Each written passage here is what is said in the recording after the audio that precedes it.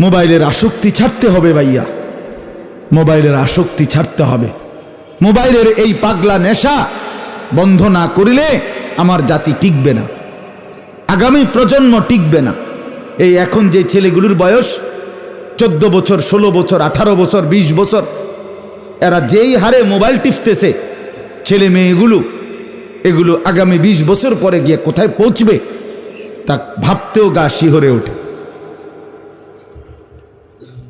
হ্যাঁ, আল্লাহ তাআলা আমাদেরকে বুঝ দান করেন। আমি আমার এই ছোট্ট ওয়াজের জীবন 18 বছর, তো 18 বছর আগেও তো আমি মুসলমানের নওজোয়ান দেখছি, তখনের চাল চলনও তো দেখছি, মনে আছে। আজ 18 বছরের ব্যবধানে আইসা এখনো তো দেখতেছি। জানেও না কখন নামাজ পড়বে, কতদিন হয় 5 ওয়াক্ত নামাজ পড়ে না, বলতেও পারবে। অগণিত ছেলেকে আপনি যে বাবা কৌসাই তুমি আল্লাহরে সাক্ষী রাইখা গত কতদিন হয় যে একদিনে 5 ওয়াক্ত নামাজ কোনো দিন পড়ো নাই, এটা কতদিন হইতে পারে? সে বলবে হুজুর গন্যা কি আর কুলান যাব, হিসাব করে কি আর কুলানো যাবে? আহা, তাইলে বলেন মা কোথায়, বাবা কোথায়, অভিভাবক কোথায়, শিক্ষক কোথায়, দেশ কোথায়, জাতি কোথায়, প্রশাসন কোথায়, সর্দার কোথায়, মাতব্বর কোথায়, গ্রামের বাপ চাচা মুরব্বীরা কোথায়, দাদারা কোথায়, নানারা কোথায়? হ্যাঁ, কারো কোনো পাত্তা নাই, কারো কোনো অনুভূতি নাই, কারো কোনো নজরদারি নাই। চোখের সামনে সুন্দর ছেলে, ফুটফুটে তাজা ছেলে, সুস্থ সবল, কি সুন্দর চমৎকার চেহারা, এমন সোনার ছেলে, সুন্দর ছেলে চোখের সামনে নষ্ট হয়ে গেল।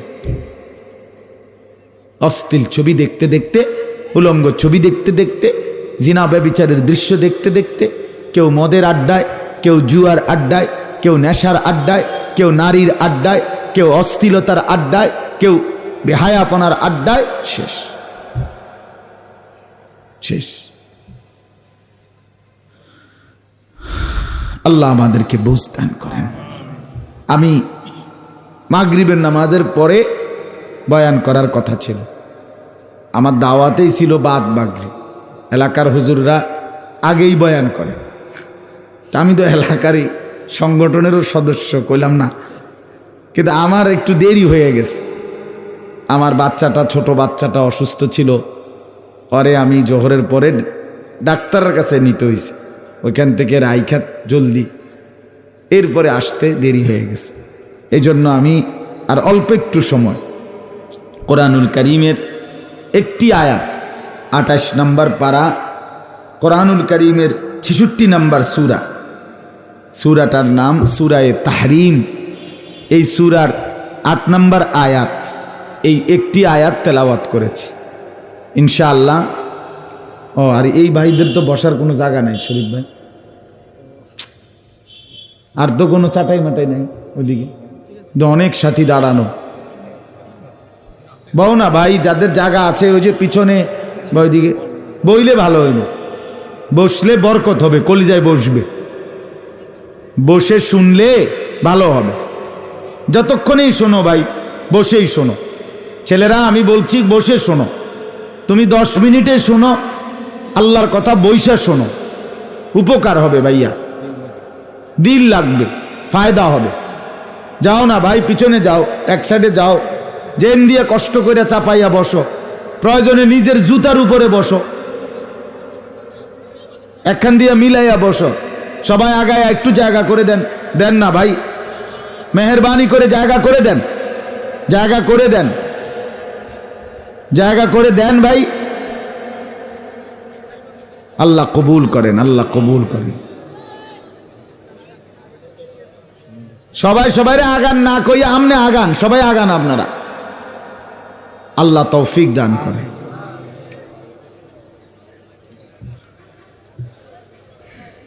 এরপরে যারা দাঁড়ায় আছেন ওনাদের সিদ্ধান্ত হইল, হুজুর আগেও আপনার কথা ফাত্তা দিছি না, এখনও দিতাম না, এটা হইল কথা, বুঝেন না? অনেকের হিসাব হইল এটা। হুজুরদের কথাতে তো আমি এমনিই শুনি না, তার এই কথাই একখান শুনি না কিরম আর বুঝছেন না কথা? চলেন তো, বলতেছিলাম আমি একটু মনোযোগ দেওয়ার জন্য অনুরোধ করছি সবাই। ডানে বামে তাকায়েন না ভাই, আমাদের দিকে তাকান। সূরা তাহরিম 66 নম্বর সূরা, কোরআনুল কারীমের 28 নম্বর পারা, এই সূরার 8 নম্বর আয়াত। আমরা যারা এখানে বসা উপরে নিচে, আমাদের প্রত্যেকের পরিচয় আলহামদুলিল্লাহ যে আমরা মুসলমান, ঠিক কি না বলেন? মুমিন। আমরা নিজেদেরকে মনে করি আমরা ঈমানদার, আমরা মুসলমান।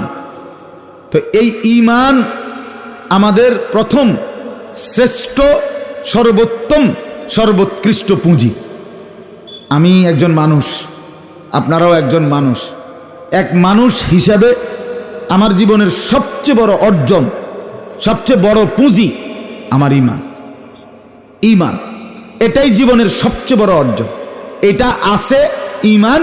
এবার যদি গোটা পৃথিবীও না থাকে, সবই আছে আমার। ঈমান নাই, গোটা পৃথিবী যদি 1000 আমার থাকে, আমার কিচ্ছু নেই। তাহলে আমার জিন্দেগির মূল পুঁজি কি বলেন না সবাই? ঈমান। ঈমান আমার শ্রেষ্ঠ পুঁজি, ঈমান আমার মূল পুঁজি। কোরআনুল কারীমের মধ্যে আছে, ওয়া আসবাগা আলাইকুম নিআমাহু যাহিরাতান ওয়া বাতিনা। আল্লাহ তাআলা বলেন, আল্লাহ তার বান্দাদের উপরে নিয়ামত পূর্ণ করেছেন, প্রকাশ্য এবং গোপন পূর্ণ করেছেন। কোন একটা বালতি ফুরাইতে ফুরাইতে একদম সমান করে ফেলছে, পুরাইয়া পূর্ণ, একেবারে পরিপূর্ণ টইটম্বুর। তো তাফসীরের মধ্যে লিখছে হযরত মুজাহিদ রাহমাতুল্লাহ আলাইহি বলেন, কোন ব্যক্তিকে আল্লাহ তার নিয়ামত দিয়ে পূর্ণ করছেন, এটা কখন হবে? মানে এ কথাটা বলা যাবে কখন? যে সে মনে করেন ভাত খাইতে খাইতে খাইতে খাইতে 8 প্লেট, একেবারে 10 প্লেট ভাত খাইছে, না আল্লাহ তার নিয়ামত পূর্ণ করে দিছে নাকি? কথা বলেন না কেন? সে বাড়ি করতে করতে 200 তালা করছে, তাহলে আল্লাহ তার নিয়ামত পূর্ণ করে দিছে নাকি? না। মানে দুনিয়া তামামটা দিয়ে দেওয়া, এটা নিয়ামতের পূর্ণতা না। তাফসীরের মধ্যে লিখছে হযরত মুজাহিদ ইবনে জাবার রাহমাতুল্লাহি আলাইহি, তিনি হযরত আব্দুল্লাহ ইবনে আব্বাস রাদিয়াল্লাহু তাআলা আনহুমার ছাত্র ছিলেন, তাবিঈ মুজাহিদ রাহমাতুল্লাহ আলাইহি। উনি বলেন, কোন ব্যক্তিকে আল্লাহ তাআলা নিয়ামত পূর্ণ করে দিচ্ছেন কখন বুঝাবে? যখন আল্লাহ তাআলা তাকে ঈমানের দৌলত দান করেছেন, তখনই বলা হবে আল্লাহ তাকে নিয়ামত পূর্ণ করে দিছে।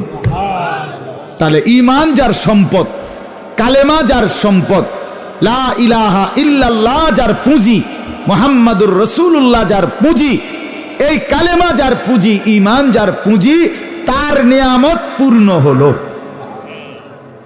তার নিয়ামত আসবাগা, আসবাগা মানে পূর্ণ হলো, তার নিয়ামত পূর্ণ হলো।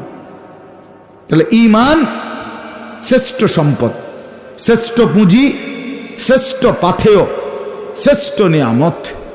হাসরের ময়দানে এই ঈমানের বরকতে প্রত্যেকটা ঈমানদার বান্দা যদি ঈমানটুকু সহি প্রমাণ করতে পারে, তাহলে সে যদি নিজের গুনাহের কারণে জাহান্নামেও যায়, তারপরেও লক্ষ বছর পরে হলেও আল্লাহ তাআলা ঈমানের বরকতে জাহান্নাম থেকে তুলে জান্নাতে পৌঁছায় দিবে। শেষ ঈমানদার ব্যক্তিটাও জান্নাতে যাবে, আর আল্লাহর ওয়াদা বাস্তবায়ন হবে। আল্লাহর একটা ওয়াদা ছিল, মজার ওয়াদা। নবীজিকে আল্লাহ বলছিলেন, ওয়ালা সাউফা ইউতিকা রাব্বুকা ফাতারদা, আমি আপনাকে এই পরিমাণ দেব। নবীকে আল্লাহ বলছে, বন্ধু আপনি খুশি হয়ে যাবেন, আপনি খুশি হওয়া পর্যন্ত, আপনি রাজি হওয়া পর্যন্ত আমি আপনাকে দিতে থাকব। এখন হাদিসে আছে, তাফসিরে নবীজি সাথে সাথে বলছেন, আমার শেষ ঈমানদার লোকটাও, আমার শেষ ঈমানদার উম্মতটাও যদি জাহান্নামে থাকে, আল্লাহ তবু আমি পরিপূর্ণ সন্তুষ্ট হব না। আল্লাহ কয়, আচ্ছা ঠিক আছে, আমিও ঠিক আছে, আমিও রাজি, আমি দেমু যান। আপনার ঈমানদার উম্মতকে আমি দুই ভাবে জান্নাত দেব, কিছু সরাসরি জান্নাত দেব, কিছু নির্দিষ্ট মেয়াদে শাস্তি ভোগ করিয়ে ঈমান যদি ঠিক থাকে তাহলে তবুও জান্নাতে শেষ ঈমানদারকেও পৌঁছাইয়া আপনার মুখে চির হাসি ফুটাইয়া দেব। আপনাকে খুশি করবো, কইছি না করব, আপনাকে নারাজ রাখবো না। তাইলে ঈমান শ্রেষ্ঠ সম্পদ, ঈমান শ্রেষ্ঠ সম্পদ। আর ঈমান শুধুমাত্র কালেমা লা ইলাহা ইল্লাল্লাহ মুহাম্মাদুর রাসূলুল্লাহ এটা পড়তে পারেন আপনি, এটাকে বলেন এটা ঈমানের কালেমা, এটা ঈমানের বাক্য।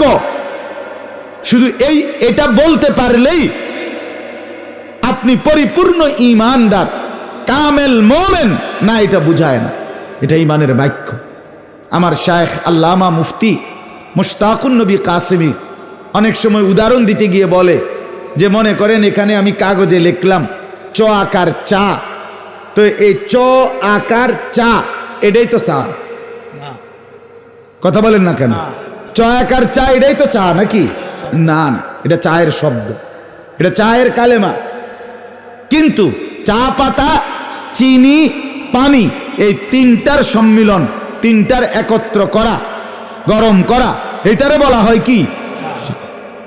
ঠিক কালেমা লা ইলাহা ইল্লাল্লাহ মুহাম্মাদুর রাসূলুল্লাহ এটা ঈমানের কালেমা, এটা ঈমানের পরিচয়, এটা ঈমানের কালেমা। কিন্তু ঈমান শুধু এটা বলাকেই না, যথেষ্ট না, বরং ঈমানের ৭৭টি শাখা আছে। আমার আপনার প্রত্যেকের জীবনে গুনে গুনে টিক মার্ক দিয়া হিসাব কইরা কইরা ৭৭টা ঈমানের শাখা নিজের মধ্যে আনয়ন করা, এই সবটা মিলাইলে হয় পরিপূর্ণ ঈমানদার। কালেমা লা ইলাহা ইল্লাল্লাহ এটা যদি হয় শেকড়, এটা যদি হয় কাণ্ড, এটা যদি হয় গোড়া, তাহলে এই গাছের আসলুহা সাবিতুন ওয়া ফারউহা ফিস সামা, এর একটা ডালপালা বিশিষ্ট উপরে গাছ আছে। এই ডালপালা মোট ৭৭টি, সবগুলো আমার জীবনে আনা, এই সবটা মিলাইয়া ঈমান। এজন্য একজন ঈমানদার হিসাবে ঈমানের ৭৭ শাখা কি কি আপনার একটা একটা করে জানা, আমার মধ্যে আছে কোনটা, নাই কোনটা, যেটা আছে আলহামদুলিল্লাহ, যেটা নাই এটা আনার চেষ্টা করা, এটা আপনারও জিম্মাদারি, আমারও জিম্মাদারি। কথা বুঝছেন কিনা বলেন? সাথে সাথে আরেকটি জিনিস খেয়াল রাখা, ঈমানের মধ্যে যেন কুফরি না থাকে, ঈমানের মধ্যে যেন শিরিক না থাকে, ঈমানের মধ্যে যেন নিফাক না থাকে, ঈমানের মধ্যে যেন ইরতেদাদ মুরতাদ হওয়া এটা না থাকে। কুফর মুক্ত, শিরিক মুক্ত, নিফাক মুক্ত, ইরতেদাদ মুক্ত ঈমান। কুফর মিশ্রিত ঈমান গ্রহণযোগ্য না, শিরিক মিশ্রিত ঈমান গ্রহণযোগ্য না, নিফাক মিশ্রিত ঈমান গ্রহণযোগ্য না, মুরতাদওয়ালা ঈমান গ্রহণযোগ্য না। ইরতেদাদ বলে তো বিষয়টা অনেক কিছু, হ্যাঁ অনেক কিছু, অনেক কিছু। আপনি এটারে মানে শুধু কেবল এক লাইন কইয়াই আপনি এরপরে বন খাবেন, বিড়ি খাবেন, চা খাইবেন, চা দোয়ানে চিকন টুলের মধ্যে বইয়া রঙিন টেলিভিশনে হ্যাঁ নর্তকীর নাচ দেখবেন, সুদের টিয়া গণবেন, আক করলে কথায় কথায় গালি দিবেন, আমনের ফুত নামাজ পড়বে না, আমনের মেয়ে পর্দা করবে না, আমনের স্ত্রী পর্দা করবেন না, আমনের ঘরে কোনো আল্লাহ খোদা নাই, কোরআন তেলাওয়াত নাই, আপনার ঘরে ২০ বছর ধরে প্রত্যেক দিন রঙিন টেলিভিশনে নাচ গান জিনা ব্যভিচারের দৃশ্য চলবে, সিনেমা নাটক সবাই দেখবে, আর আপনি হঠাৎ তুইটা বেহেস্তে যাইবেন গা। বেহেস্ত এত মামুর বাড়ি হয়ে গেল কা? কথা বলেন না কেন?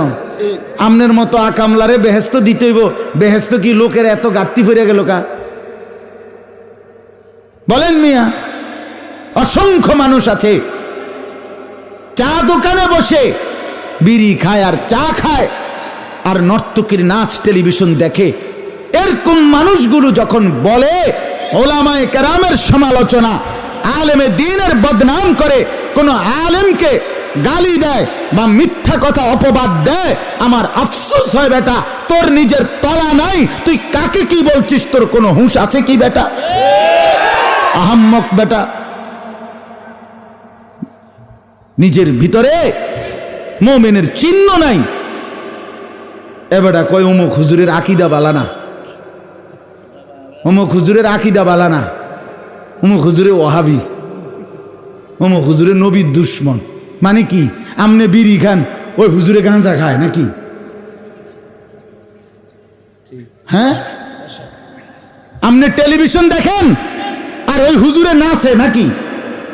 তো তাহলে হুজুরের আকিদা বালা নাকি? তা যে লোকটা জীবনে কোনোদিন দাড়ি কাটলো না, যে লোকটা জীবনে কোনোদিন মিসওয়াক ছাড়লো না, যে লোকটা জীবনে কোনোদিন টয়লেট পেপার ব্যবহার করা ছাড়লো না, যে লোকটা জীবনে কোনোদিন দস্তরখান বিছানো এটা ছাড়লো না, যে লোকের স্ত্রী পর্দানসীন, যে লোকের ছেলে মাদ্রাসায় পড়ে, যে লোকের মেয়ে মাদ্রাসায় পড়ে, যে লোকের ঘর পুরা কোরআন তেলাওয়াত করে, এই লোক রাসূলের দুশ্মন কেমনে হয়, নবীর দুশ্মন কেমনে হয়? আপনি এত বড় মিথ্যাবাদী কেমনে হইলেন মুসলমান? আরে কোন বেকুবে আপনারে এই বুদ্ধি দিল? যে বুদ্ধি দিছে তেও বেকুব, আমরাও বেকুব মিয়া, দোনোটা বেকুব বেটা। তোরা বেটা যে তোরে বুঝাইছে বেটা সে বেওকুফ, তারে জিজ্ঞাসা করো না কারে ওহাবি বললেন, কারে নবীর দুশ্মন বললেন। মুসলমান এটা ভাবা চাই, ইনসাফ, ইনসাফ থাকা চাই, ইনসাফ থাকা চাই। ইন্নাল্লাহা ইয়া'মুরু বিল আদল, আল্লাহ বলে বান্দা আমি ইনসাফের আদেশ করলাম, জীবনের সব ক্ষেত্রে ইনসাফ করবা। ইনসাফ, বিবেক, আপনার বিবেক কোথায়? আপনার চোখ কোথায়? এই যে মাওলানা মাহবুব সাহেব, কই আমগো মাহবুব সাহেব? জীবনটা কোনোদিন, আজকে এত বছর আপনাদের এখানে কাটাইলো, যার জীবনে দ্বীনের খেলাফ কিছু নাই। আপনি কথার কথা, এই যে ওলামায়ে কেরাম, আপনি এরকম একজন মানুষ সুন্নতের উপরে চলতেছে, চোখের দেখা দেখতেছেন, আপনি এরপরও কোন সে নবীর দুশ্মন। এত বড় জুলুমের কথা কে শিখাইলো? আমরা এত বড় আহাম্মকি কথা আপনারে শিখাইলো কে? কোন বোকায় শিখাইলো? অতএব বাপ, এটা জরুরি মনে রাখতে হবে, ঈমান জীবনের বড় পুঁজি। এটা দুইটা জিনিস খেয়াল রাখতে হবে। ঈমানের কিছু বিষয় আছে, ঈমানের শাখা, এগুলো আনতে হবে। কিছু বিষয় আছে ঈমানের জন্য ক্ষতিকারক, এগুলোর থেকে বাঁচতে হবে। ৭৭ শাখা নিজের মধ্যে আনতে হবে। কুফর, শিরিক, নেফাক, ইরতেদাদ নিজের থেকে সরাইতে হবে। আজও ঈমান শিখার জন্য ওই খুলনার হজরতের কাছে প্রতি বছর যাই একবার, 5 দিনের লেগা 6 দিনের লেগা, শায়েখের কাছে রোজা রাইখা আমলে বসি যে হজরত একটা একটা করে ধরায় দেয় কোনটা ঈমান, কোনটা কুফর, কোনটা শিরক। ঈমানের ৭৭ শাখা হজরত ব্যানার আকারে, ফেস্টুন আকারে, বই আকারে আমার খুলনার হজরত বারবার ধরায় দেয়। এবং কতবার যে বলছে, আমারও তো কত সময় বলছে, মাওলানা আল্লাহর বান্দাদেরকে ঈমানের ৭৭ শাখা পড়তে বলেন, জানতে বলেন, নিজের জীবনে মিলাইতে বলেন। এটা জরুরি বাপ। আপনি বুঝছেন নাই, আমরা গ্রামের মানুষ, আমরা সাধারণ মানুষ, আমরা সহজ সরল মানুষ, আমরা স্কুলে পড়ছি, আমরা কলেজে পড়ছি, আমরা কিচ্ছু পড়ি নাই, মূর্খ সুরুক্ষ মানুষ, দিন আইন না দিন খাইছি। হ্যাঁ হুজুর বাজার করছি, বেডিতে আনছে, আমরা ভাত খাইছি। এই সমস্ত সিহন কথা, এই সমস্ত ফাঁকনা আলাপ, আরে ফেরেস্তার সামনে কইলে একটা বাড়ির লগে আড্ডি। আমার ফুতে যেভাবে কইছে যে উড়া উড়া করে লাগে, আমার ছোট ছেলে গুড়া গুড়া কই তারা না, হাতে কয় উড়া উড়া করে লাগে। আড্ডি তো গুড়া গুড়া করে, হাতে কয় উড়া উড়া করে লাগে। দুঃখ লাগবে নাকি? আল্লাহ